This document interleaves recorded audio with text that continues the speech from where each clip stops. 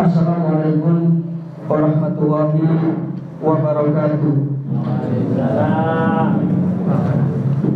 Alhamdulillah, alhamdulillahilladzi ja'ala baldatana hadhihi Indonesia baldatan hurriyah. Asyhadu an la ilaha illallah wahdahu la syarika lah, wa asyhadu anna Muhammadan abduhu wa rasuluh la nabiyya ba'dah. Allahumma sholli wa sallim wa barik ala nabiyyina Muhammadin wa ala alihi wa sahbihi ajma'in. Amma ba'du, subhanaka la ilma lana illa ma 'allamtana innaka antal alimul hakim. Rabbi shrah li sadri wa yassir li amri wahlul 'uqdatam min lisani yafqahu qawli. Allahumma amsayna ala fitratil Islam wa ala kalimatil ikhlas wa ala dini nabiyina Muhammadin sallallahu alaihi wasallam wa ala millati abina Ibrahim hanifam muslima wa ma kana minal musyrikin. Yang kami hormati Bapak Ketua Pimpinan Cabang Muhammadiyah Pagelaran, Bapak Haji Mesri beserta jajarannya, rekan-rekan pimpinan Cabang Pemuda Muhammadiyah, serta Bapak Ibu hadirin hadirat jamaah pengajian rutin 3 bulanan yang liburnya 4 tahun. Ngaji ini 3 bulan pisan, pra ini petang tahun. Mudah-mudahan senantiasa dirahmati oleh Allah Subhanahu wa taala. Tentu kita bersyukur kehadirat Allah Subhanahu wa taala pada malam hari ini kita masih bisa hadir di tempat yang mulia ini untuk semata-mata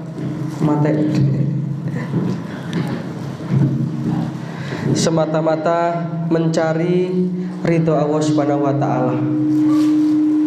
Mudah-mudahan kerawan kedatangan kita semua ini dicatat oleh Allah Subhanahu wa taala sebagai amal soleh kita.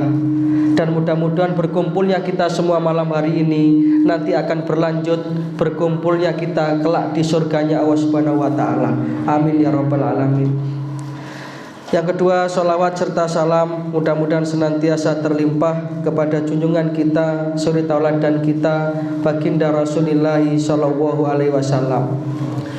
Yang ketiga, terima kasih atas waktu dan kesempatan yang diberikan kepada saya pada malam hari ini untuk sama-sama kita merenungkan kembali hakikat kemerdekaan Republik Indonesia tercinta ini, kita kaitkan dengan al-Islam.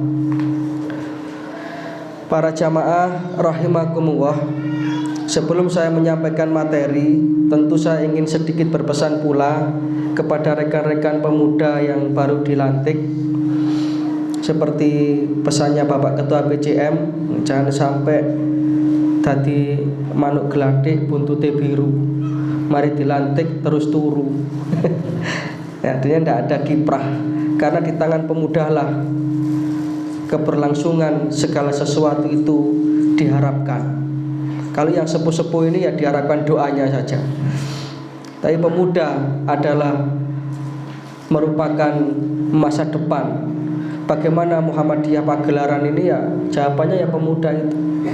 Maka Imam Asy-Syafi'i mengatakan hayatul fata wallahi, kata beliau, pemuda itu akan dikatakan pemuda yang hidup demi Allah, kata Imam Syafi'i, bila ilmi wa tuqa. Dengan dua inilah, dengan memperkuat keilmuan dan memperkuat ketakwaan. Jadi apapun saja profesinya, apapun saja aktivitas kesehariannya, tapi kalau dikuatkan keilmuan dan ketakwaannya, maka inilah pemuda yang hidup. Kalau tidak seperti itu, ya berarti pemuda yang mati di dalam kehidupan. Padahal kita ini kan ingin hidup di dalam kematian. Dengan apa ya? Dengan menanamkan jasa itu. Para pahlawan-pahlawan kita dulu itu, beliau-beliau kan sudah berpulang ke rahmatullah, tapi sampai hari ini namanya dikenang. Pulau Pandan jauh di tengah, di balik Pulau Angsa dua, hancur badan di kandung tanah, jasa baik terkenang jua. Makanya ada jalan Panglima Besar Jenderal Sudirman, ada jalan Napa niku? Ki Hajar Dewantara. Napa itu jenengan Jalan Inul Daratista? Nggak ada. Karena tidak ada jasanya. Maka bagi kita umat Islam Indonesia ini mengenal sejarah itu penting, Pak. Sehingga paling tidak ada 317 yang tidak boleh kita lupakan bagi umat Islam Indonesia. Yang pertama 17 rakaat, yang kedua 17 Ramadan, dan yang ketiga 17 Agustus. Ini bukan kebetulan, Pak, ini nyetel. Kenapa bangsa kita merdeka? Ya karena dikawal dengan 17 rakaat dan 17 Ramadan, yakni turunnya Al-Quran.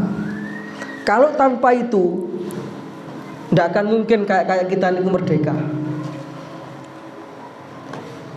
Ketika itu Belanda persenjataannya jauh lebih lengkap daripada bangsa Indonesia, dengan senjata yang sangat tradisional.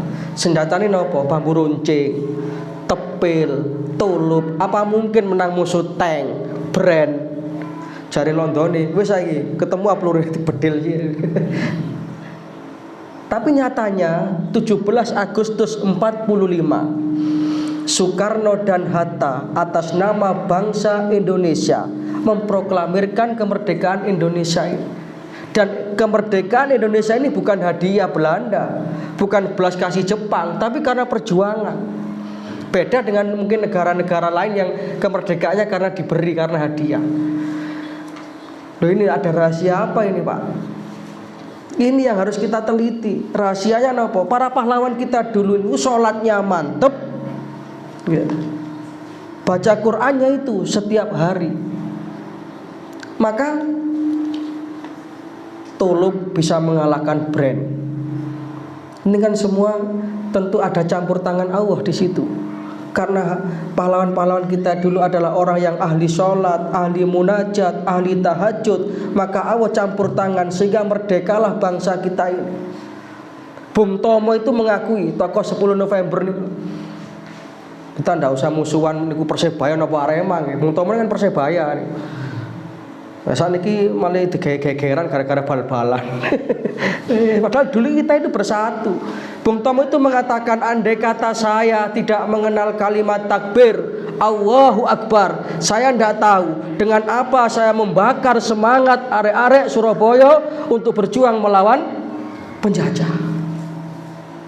Maka bersatulah roh nasionalisme dengan ruhul jihad ketika itu, sehingga merdekalah bangsa kita ini karena pertolongan Allah. Maka pendiri bangsa ini dengan jujur mengatakan di dalam muqaddimah Undang-Undang Dasar 45, atas berkat rahmat Allah yang maha kuasa dan dengan didorongkan oleh keinginan yang luhur supaya berkehidupan kebangsaan yang bebas. Ini hebatnya para pahlawan dahulu seperti itu. Maka sekarang tugas kita ya mensyukuri kemerdekaan. Tapi mensyukuri kadang-kadang keliru. Nyun sewu ngapunten. Karnaval, pawe, macak Sunan Kalijogo, nggih tasbih, gak sembahyang asar. Niku ten panjen lho nggih. Ten mriki lak mboten wonten karnaval nggih. Oh padha mawon nggih. Sing delok niku lho padha ae, gak ngateno sembahyang lek wis karnaval. Walang setahun pisan ae lho, kok rewel kontok tok. Nah, ini nanti akan menjadikan bangsa ini terpuruk, Pak. Bangsa yang sudah diberi oleh Allah karunia yang seperti ini. Ini kita baca ya surat, pakai di rumah jenengan cek surat nopo, surat An-Nahl kalau tidak salah. Coba kita cari dulu surat An-Nahl, surat ke-16, ayatnya nomor 112. Ini kita perhatikan firman Allah ini. Niki mangke sampai jam itu nak ngaji nih, Pak. Tolong ulan pisan lho, tolong jam atau napa-napa nggih. Nggih ini kok gak ikhlas ngono modele. Sampai subuh. Jenengan teng mriki kula tak mulai. Ya, surat An-Nahl betul, ayatnya 112. Ini kita renungkan ayat ini. Allah Subhanahu wa taala berfirman, a'udzubillahi minasyaitonir rajim. Wa daraballahu masalan qaryatan kanat aminatan mutmainnatan. Allah Subhanahu wa taala itu membuat perumpamaan satu negeri yang negeri itu dahulunya aman dan tentram. Merdeka negeri itu. Aminatan mutmainnah, nggih aman nggih tentram. Penjajah wis ngalih. Ya'tiha rizquha ragadan min kulli makan. Allah Subhanahu wa taala memberikan kepada negeri tersebut rizki yang melimpah dari berbagai penjuru arah, dari segala tempat. Kalau kita pikirkan bukan Indonesia ini, Pak. Indonesia ini 1945 merdeka, diberi oleh Allah Ta'ala sumber daya alam yang demikian kaya raya, Pak. Nopo sih buat teman-teman Indonesia ini? Hasil hutan, hasil laut, barang tambang. Tambang ini mulai minyak bumi, gas, LPG, sampai gunung emas, itulah ada Indonesia itu. Freeport itu. Nusa Tenggara juga ada, baru ditemukan. Gunung ini emas. Kurang sugih nopo. Kudune kan Indonesia niki sugih-sugih. Tapi kenapa kok sekarang ini rakyatnya kesulitan? Ini mesti ada departemen penggeragasan. Nggih napa mboten? Ya apa ndak kita rasakan ndak ini? Negeri kita dulu aman, tentram, damai, ya'tiha rizquha ragadan min kulli makan, kemahripah loh jinawi, toto tentrem kerto raharjo. Sampai orang-orang Timur Tengah sana kalau datang ke Indonesia itu takjub, kagum, Pak. Profesor Dr. Mahmud Saltut itu mantan rektor Universitas Al-Azhar Kairo, yang mengarang buku terkenal beliau Al-Islam Aqidatun wa Syari'atun. Itu pernah berkunjung ke Indonesia tahun 60-an, tahun 60. Begitu sampai di Indonesia melihat keindahan alamnya, kekayaan alamnya, beliau mengatakan Indonesia qit'atun minal jannah. Indonesia ini serpian-serpian swarga. Serpian-serpian surga dunia ya Indonesia ini. Ada dosen tamu di UMM Universitas Muhammadiyah itu begitu datang ke UMM yang gedungnya tinggi, bawahnya itu ada sungai yang jernih. Dia mengatakan, subhanallah, hadhil jannah. Jannah itu kan tajrih min tahtihal anhar. Di Quran kan mengalir di bawahnya sungai-sungai yang jernih. Kagum, Indonesia ini demikian luar biasa. Tapi sayang dalam ayat ini perlu kita renungkan, Pak, supaya makna kemerdekaan itu kita tidak malah mengkufuri kemerdekaan, merayakan kemerdekaan dengan joget-joget dangdutan. Itu mengundang kemurkaan Allah. Nanti kalau sudah seperti itu Allah itu akan mengatakan begini, fakafarat bi an ummillah. Tapi mereka kok ingkar ya terhadap nikmat yang aku berikan itu. Padahal para pahlawan kita dulu menjaga sholatnya. Sekarang kok kenapa kok sembahyang diremehkan? Sholat itu kok dikesampingkan? Padahal aku beri nikmat seperti itu. Maka apa akibatnya? Fa'adzaqahallahu libasal ju'i wal khaufi bima kanu yasnaun. Kalau sudah seperti itu hati-hati. Kalau sudah penduduk satu negeri itu mengingkari nikmat Allah, maka Allah akan menimpakan kepada mereka libasal ju', bencana kelaparan. Kelaparan ini maknanya luas, Pak. Bisa kesulitan ekonomi, bisa pekerjaan yang sulit, orang akhirnya tidak nemu cara, nekat, akhirnya kriminalitas juga meningkat, sehingga ketenangan dan keamanan tadi hilang, diganti menjadi al-khauf, ketakutan. Ini kira-kira direnungkan, terjadi apa tidak sekarang, Pak? Terjadi. Maka kita saatnya kembali sekarang ini kepada roh perjuangan. Apa itu? Sholat dan Quran. Niku kalau kita ingin kembali mengundang rahmat Allah. Nah saat ini nopo sih Pak? Yang saya ngapunten, mencari pemimpin saja harus menjadikan pemimpin saja harus mengeluarkan uang sekian miliar. Kelas pilkada saja harus mengeluarkan berapa ratus juta, bahkan berapa miliar.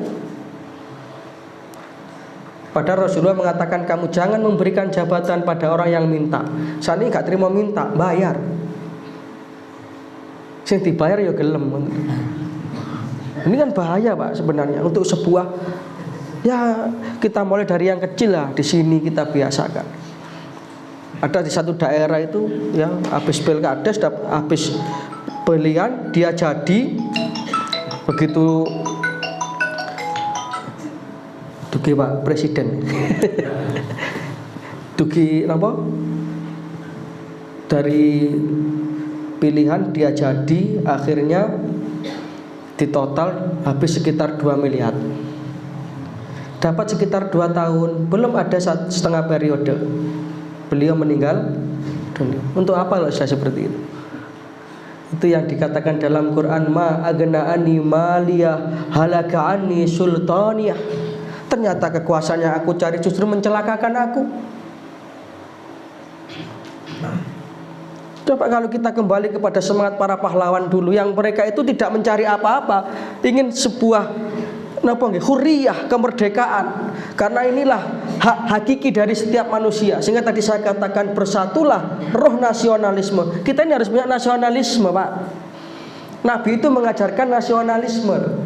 Beliau mengatakan uhibul Arab li salasa. Aku cinta Arab itu karena 3 hal.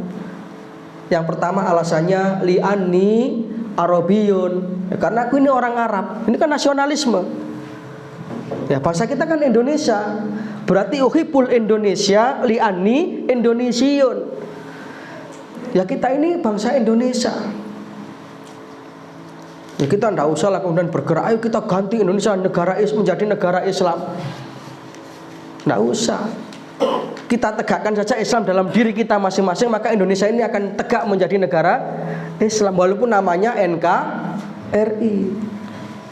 Itu yang dimaksud dengan ucapan salah seorang ulama, aqimu dauratal islama fi sudurikum takun fi ardikum. Tegakkan sajalah keislaman itu dalam dirimu masing-masing. Nanti dari pribadi-pribadi yang tegak keislamannya akan terwujud keluarga-keluarga yang islami. Dari keluarga-keluarga yang islami akan terwujud satu RT yang islami. Dari RT-RT yang islami akan terwujud satu desa yang terus akhirnya ya tegaklah itu. Kita tidak usah ganti ideologi Pancasila. Pancasila itu loh, 5 sila itu semua dari Islam. Jangan dibalik. Bukan Pancasila yang menjiwai Islam, bukan begitu. Kualik.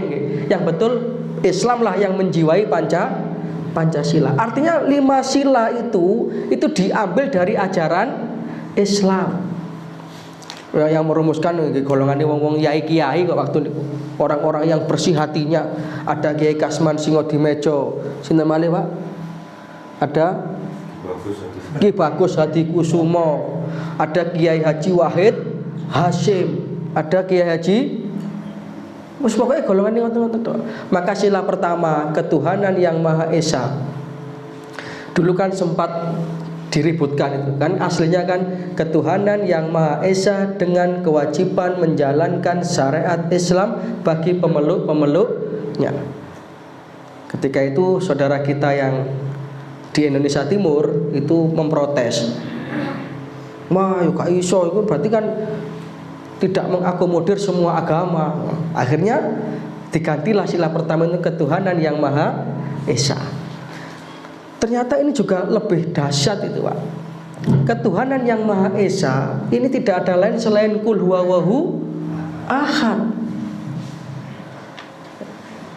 Itu kan surat Al-Ikhlas. Jadi Pancasila itu tidak usah dibenturkan dengan Islam. Pancasila itu sumbernya dari Islam. Ini kita harus paham. Satu ketuhanan yang Maha Esa. Coba kalau kita lihat, nyun sewu ngapunten, ini bukan sara ya. Dari agama-agama yang diakui di Indonesia ini, mana sih yang Tuhannya itu satu? Kan hanya Islam yang jelas konsep ketuhannya. La ilaha illallah. Tidak ada Tuhan selain Allah, satu. Kalau saudara kita Nasrani kan Tuhannya ada 3 itu, Trinitas. Ada Tuhan Bapa, Tuhan Anak, Ruhul Kudus. Saudara kita Hindu Tuhannya juga 3 itu, Trimurti, Wisnu, Siwa, Brahma. Saudara kita Buddha Tuhannya ada dua. Ada Tuhan besar namanya Mahayana, ada Tuhan kecil namanya Hinayana. Filmnya namanya Mahabharata. Ada yang aliran Napone Kejawen, Konghucu ya. Ada Kejawen itu ya aliran Swoko Eling, berbudi luhur, berjiwa bersih, banyak bersemedi, menyadari tentang hakikat sangkan paraning dumadi untuk mencapai manunggaling kawula Gusti. Sing kula kalian jenengan mboten ngerti karepe napa niku. Itu satu itu, la ilaha illallah. Sila pertama. Sila kedua, kemanusiaan yang adil dan beradab. Itu kan surat Al-Hujurat itu. Ya ayuhan nas, inna khalaqnakum min dzakari wa unsa wa ja'alnakum syu'uban wa qabaila lita'arafu inna akramakum indallahi atqakum. Itu kan nilai-nilai kemanusiaan, yang mana manusia itu akan dinilai di sisi Allah dari ketakwaannya. Bersuku-sukukah kamu, berbangsa-bangsakah kamu, tidak masalah. Itu kan Bhinneka Tunggal Ika. Kabeh kan Islam niku nggih. Kula njelok jenengan senden kok malah kepengin senden ya. Sel. Nah, lek ngeten baru imbang, Pak.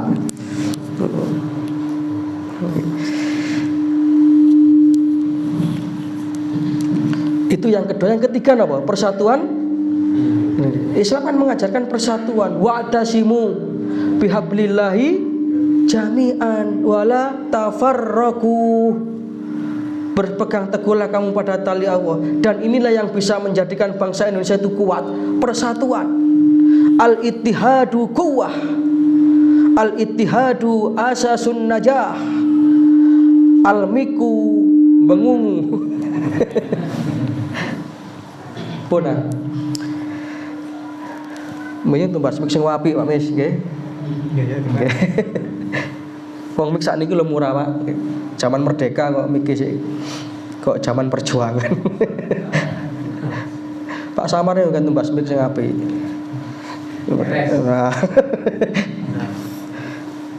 Itu persatuan, sehingga dengan ini kita kuat Pak. Bangsa kita itu karena bersatu maka merdeka. Kita sudah sepakat untuk bersatu nusa, satu bangsa, satu bahasa. Ini luar biasa. Ini ajaran Islam. Bahkan Rasulullah itu mengajarkan persatuan dalam sholat berjamaah. Sehingga dalam sholat berjamaah itu kan disuruh lurus dan rapat. Yasufuna fis sholah kasufufuhum fil qital. Rapat barisan itu akan menjadikan orang itu kompak dalam perjuangan. Merdeka kita. Coba kalau berjuangnya itu tidak bersatu, tidak bisa. Ini juga Islam. Ya walaupun kita tidak menafikan pahlawan-pahlawan kita yang non muslim, tapi notabene kan mayoritasnya umat Islam. Yang beliau-beliau itu tidak hanya berperang secara lahiriah, tetapi berperang dengan batiniahnya itu loh Pak. Panglima Sudirman itu dalam gerilya beliau selalu mencari padasan-padasan yang ada air tempat untuk berwudunya. Di malam hari beliau tidak tidur, beliau munajat, beliau tahajud kepada Allah. Wong beliau itu secara fisik paru-parunya tinggal sebelah Pak, sakit Pak. Tapi imannya beres. Sehingga beliau menjadi bapak TNI. Dan itu adalah tokoh Muhammadiyah. Namanya diabadikan jadi masjid di Malang sana, di Jalan Bengawan Solo itu ada masjid namanya Panglima Besar Jenderal Sudirman. Subhanallah, ini kita harus bersyukur Pak. Makanya kalau kita itu melihat ada pawai dalam memberi, aduh kita itu bukannya benci Pak. Kok nggak ngerti kemerdekaan? Maca niku wau Sunan Kalijaga gak sembayang asar. Itu kan prihatin itu Pak. Kalau melihat seperti itu loh Gusti Allah itu marah. Ini la ahamu bi ahlil ardi adaban. Dalam hadis qudsi itu. Nek ndelok tingkah pole menungso tambah syuk tambah greget no kata Allah. Tetapi falam manadortu ila ummari buyuti. Tapi kalau aku masih melihat ada orang yang mau memakmurkan rumahku seperti ini. Sik purun ngaji, senasa dalu-dalu pun ngantuk. Tapi jenengan tasik semangat. Wong 3 wulan pisan mawon. Tapi semangat ini yang akan meredam murkanya Allah. Dalam hadis yang lain, laula suyuhun rukka, kalau tidak karena orang-orang sepuh yang di keheningan malam mereka itu bersujud, rukuk dan sujud kepada aku, meneteskan air mata, menangis. Kalau tidak karena seorang ibu yang menyusui bayinya dengan penuh kasih sayang, Allah mengatakan la sobba alaihim adaban sobban sadidan, tak ringkes siai koyo donya. Subhanallah. Maka monggo kula jenengan mboten kok mengguri, mboten, kita bareng-bareng kembali mencari yang namanya ridho Allah. Kita mau mencari nopo sih Pak di dunia ini? Supaya kita tidak termasuk orang-orang yang ini loh, yang fakafarat bi an'umillah, mengingkari nikmat-nikmat Allah. Kita sudah diberi nikmat yang kayak begini, Pak. Coba jenengan bisa rawuh di sini, ini kan karena nikmat sehat, nikmat iman.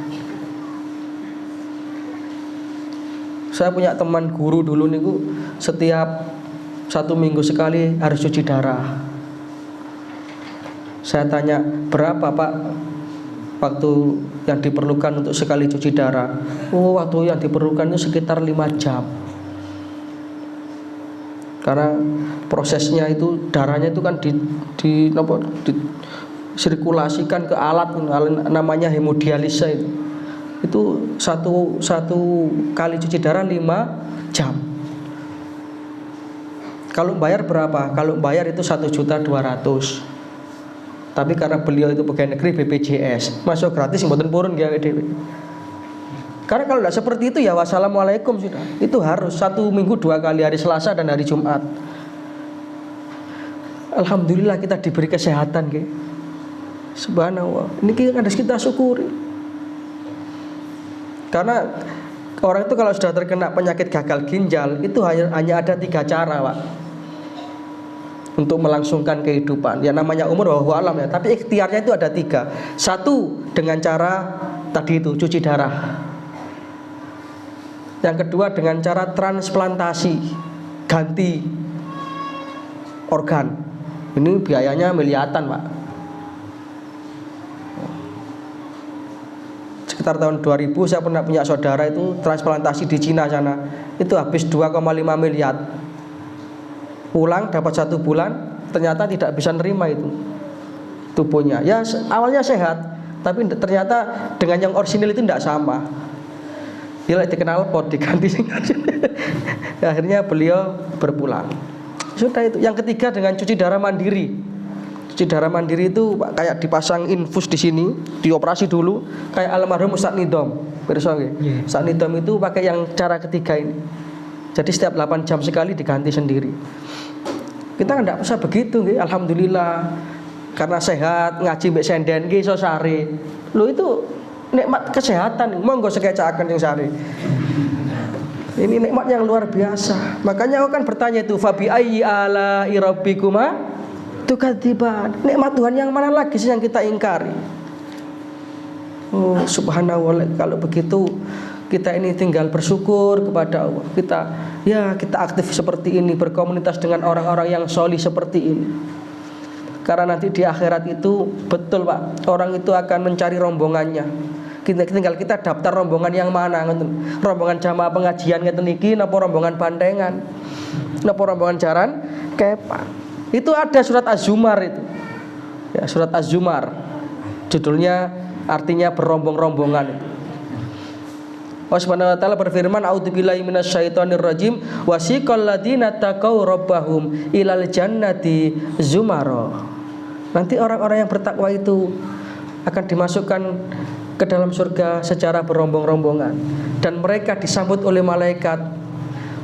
Dibukakan kepada mereka pintu surga, wa futihat wasiqal ladzina taqaw rabbahum ilal jannati zumara hatta idza ja'uha futihat abwabuha wa qala lahum khasanatuha salamun alaikum tibtum fadkhuluha khalidin.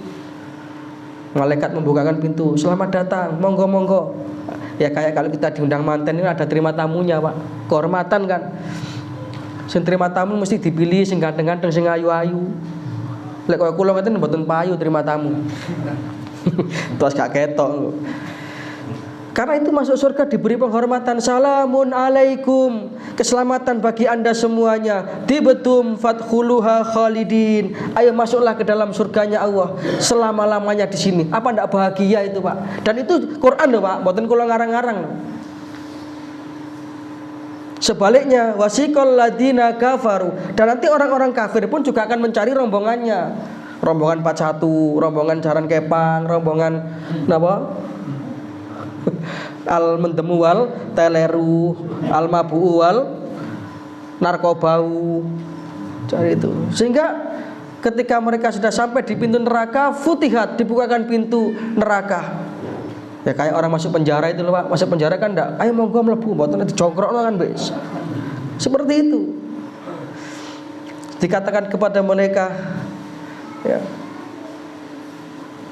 wasiqal ladina kafaru ila jahannama zumara hatta idza ja'uha futihat abwabuha wa qala lahum khasanatuha alam ya'tikum rusulun minkum yatluna 'alaikum ayati rabbikum wa yundirunakum liqa'a yaumikum had. Apa kamu dulu tidak pernah dikasih nasihat? Apakah kamu tidak pernah diberikan penjelasan, dibacakan ayat-ayat Allah? Mereka mengatakan qalu bala, sampun, walakin haqqat kalimatul adabi alal kafirin. Tapi karena saya ini termasuk golongan orang-orang yang al-mokongu wal cengelu. Berarti ya walaupun dikandani nggih mboten direken niku lho. Kadang kan wonten wong sing kaya ngoten niku. Malas ngaji walis ngono iku. Pancet ae sing apik kon gawe sing elek kon ninggal. Kadang-kadang kita sudah ngaji begini ada saja loh Pak yang bersuara miring itu ada. Wah, koyok swarga-swargamu dhewe ae. Sampeyan masih ngaji kurang karo mlebu swarga. Kan wonten sing ngoten niku nggih. Nggih, mangke lek ngoten dijawab mawon santai mboten saya emosi. Dijawab sing realistis mawon. Iya aja nih, bener. Aku masuk ngaji urung perkara mlebu swarga. Apa maneh raimu sing gak ngaji. Bagi monggo mboten usah ngrungokno sing ngoten. Kita bismillah, kita mencari ridhonya Gusti Allah Subhanahu wa taala. Sudah berapa menit? 32 menit. Nah, sekarang mari kita cari apa sih kunci kemerdekaan itu. Yang pertama, sholat yang beres. Nah, niki mari kita renungkan betapa sholat ini adalah satu kekuatan yang dahsyat, Pak. Kenapa? Karena sholat itu dikerjakan dengan kekhusyuan, dengan penuh penghayatan. Sehingga itulah jimatnya orang Islam cukup itu, Pak. Napa? Kebergantungan kepada Allah. Itu jimatnya orang Islam. Kalau kita ingin melihat bagaimana sih kedudukan kita di sisi Allah, gampang jawabannya. Bagaimana kita memposisikan Allah dalam hidup kita, terutama sholat itu. Sholat itu kita nomor satukan apa kita nomor sekiankan? Nah, itu kita jawab sendiri-sendiri. Itulah makanya Rasulullah menyatakan waju'ilat qurratu aini fis shalah. Dijadikan hatiku ini tenang ketika sholat. Karena sholat itu munajin rabbahu. Orang yang sholat itu orang yang bermunajat kepada Allah.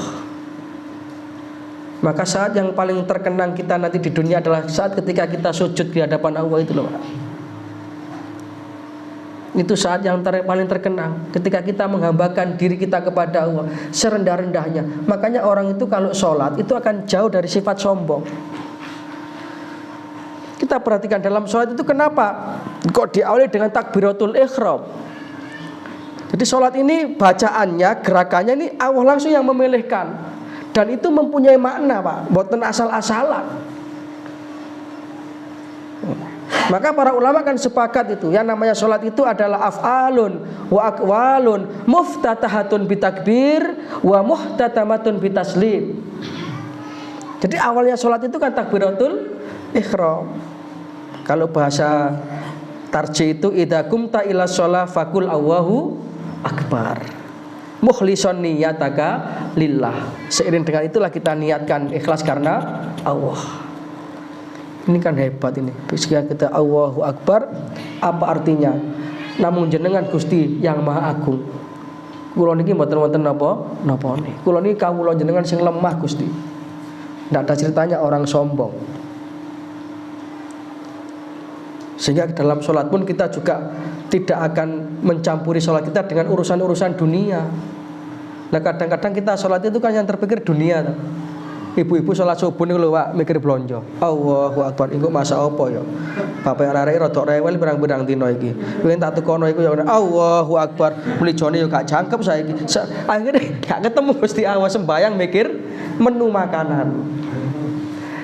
Padahal kalau sudah takbiratul ihram ya berarti hanya Allah. Ya memang ini sulit Pak, angel ini. Tapi butuh proses, butuh kita tingkatkan terus kualitas sholat. Masih saya ngomong ngeten nggih padha mawon. Kadang-kadang nggih tahu manusiawi, tapi kita belajar supaya sholat kita itu semakin meningkat kualitasnya. Karena ketika kita sholat itu kita sadar bahwa inilah saat yang paling indah kita berjumpa dengan Allah. Kadang-kadang kalau kalian jenengan diundang bupati atau manis kono kebanggaan tersendiri kok. Misalnya oleh penghargaan sebagai nopo teladan atau dapat piagam dari kabupaten, besok harus ke pendopo itu terus golek lampu sing apik dhewe. Padahal ketemu bupati nggak jas, nggak sepatu sing necis. Dan ini ketemu Gusti Allah. Lah kok terima kelambine partai cobloslah saya.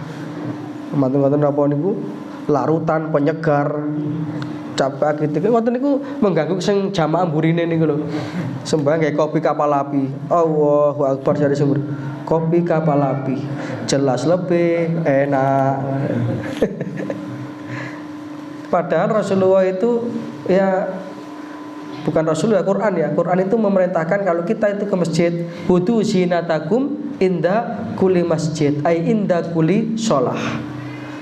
Pakailah pakaian yang terbaik ketika kita ke masjid. Karena sholat itu kan menghadap Gusti Allah. Kemudian rafi'an yadaika khutwa mangkibaika muhadian apa? Apalah? Muhadian bibhamaika udunaika. Mengangkat kedua tangan. Jadi sholat itu pandangan mata ke arah tempat sujud. Ini dalam rangka kita menggapai sholat yang istimewa. Yang dengan sholat inilah bangsa kita merdeka. Ngoten Pak maksudnya. Kalau kita sekarang ini ingin merdeka kembali, kita perbaiki sholat. Begitu loh maksudnya Pak. Ya kualitas sholat kita.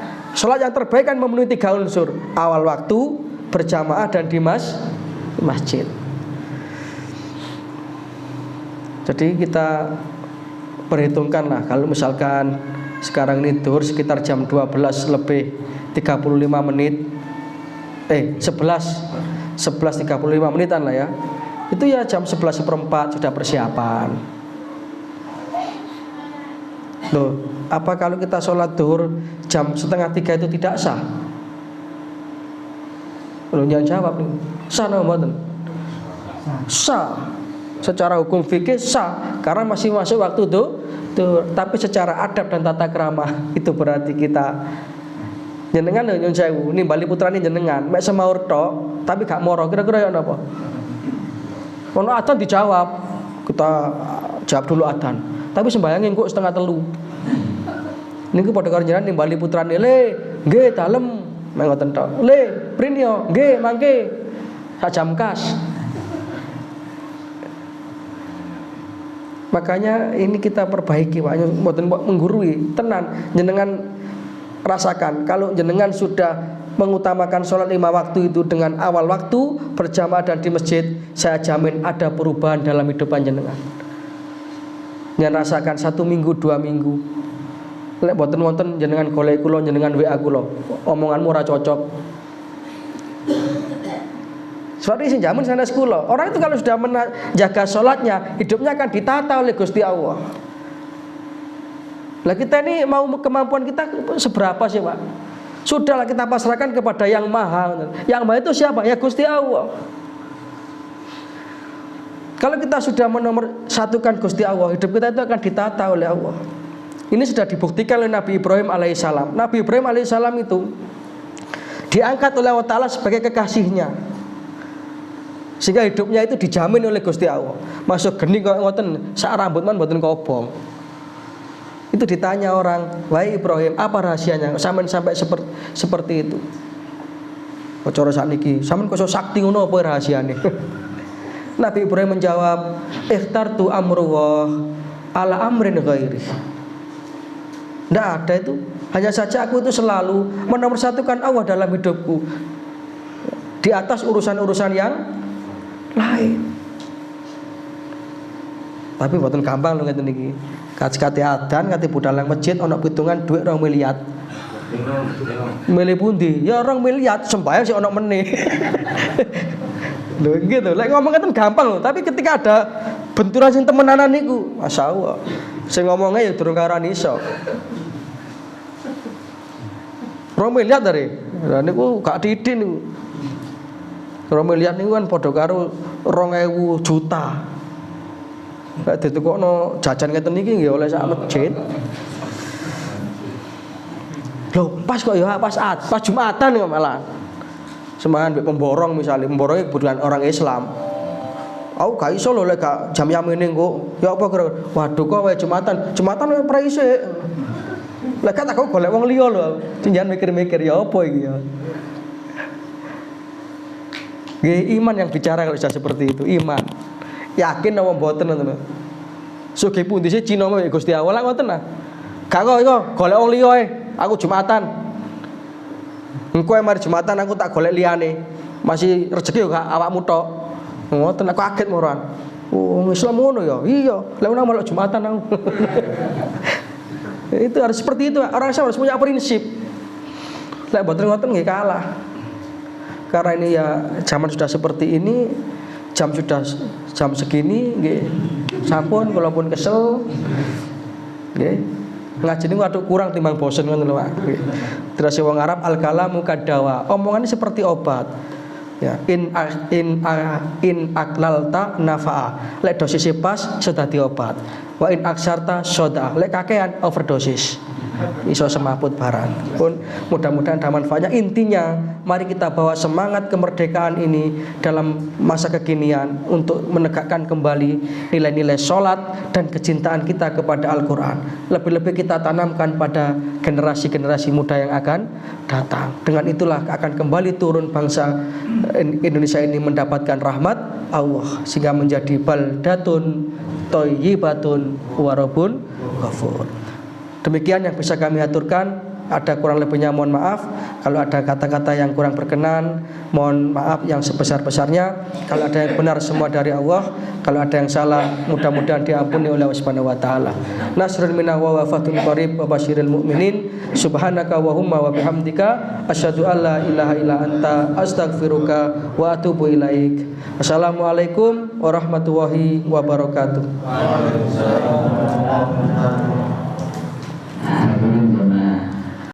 Inna Allah wa malaikatahu yusalluna